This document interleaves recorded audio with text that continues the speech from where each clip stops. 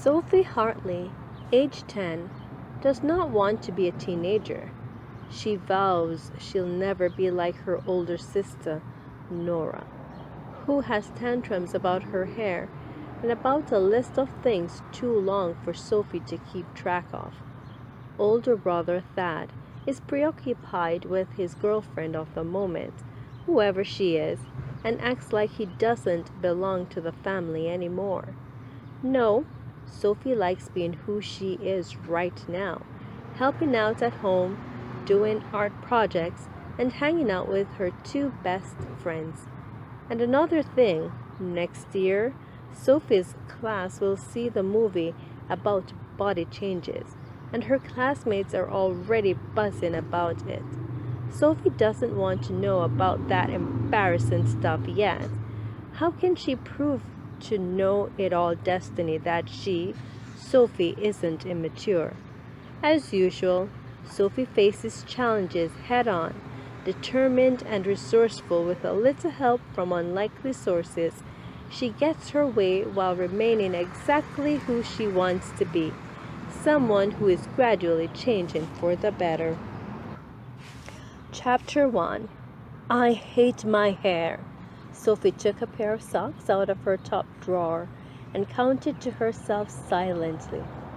1, 1,000. 2, 1,000. I hate my hair! Her older sister, Nora, shouted it louder this time. Then she slammed the door of the bathroom cabinet before turning on the hair dryer full blast. Even the hair dryer sounded furious. Sophie sat on the end of her bed and reached for her sneakers.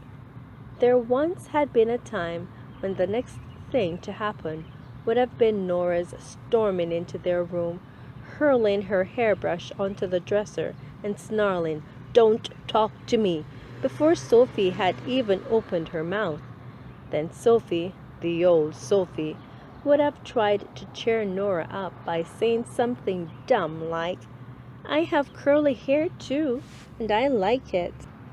Sophie couldn't believe how much she'd matured in the 2 short months. Since Nora had moved up to the attic and Sophie had turned 10, Sophie had started seeing things in such a new light that she felt as if she could easily be 11, or even 12. The thing is, Sophie wasn't in a rush to be 11 or 12. It would bring her that much closer to being 14. After observing Nora for the past few months, Sophie had decided that 14 was a very emotional age. She would have liked to keep a list of all the things that made Nora furious so she could start practicing not letting them bother her when she was 14.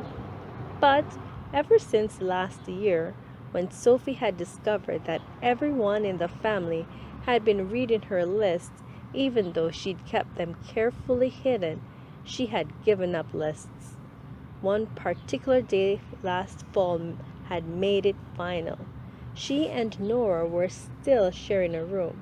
Sophie was sitting at Nora's desk, intently reading something written in purple ink that she'd found in the desk drawer Nora had labeled "Keep Out," and didn't realize her sister had come in until Nora shrieked.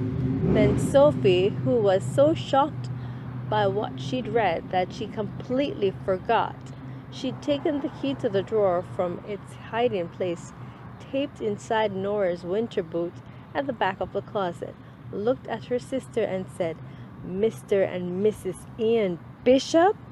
Mrs. Ian Bishop? Nora Hartley Bishop? Nora," Sophie had cried, "you're married!" Looking back, Sophie couldn't believe how young she'd been when she was 9. While Nora pounded on the door of the locked bathroom where Sophie had sought shelter, Sophie had sworn off lists for the rest of her life, hers or anyone else's. Lately, though, she wished she hadn't been so hasty. In order to remember everything, she had to walk around muttering, "Hair, boys, party, nose, thunder, thighs." Lisa, Kellogg's, hair, boys, party, nose, thunder, thighs, Lisa, Kellogg's, under her breath, since the day Nora had overheard her and gotten mad about that because she said Sophie was making fun of her. Sophie had been forced to repeat that list in her head.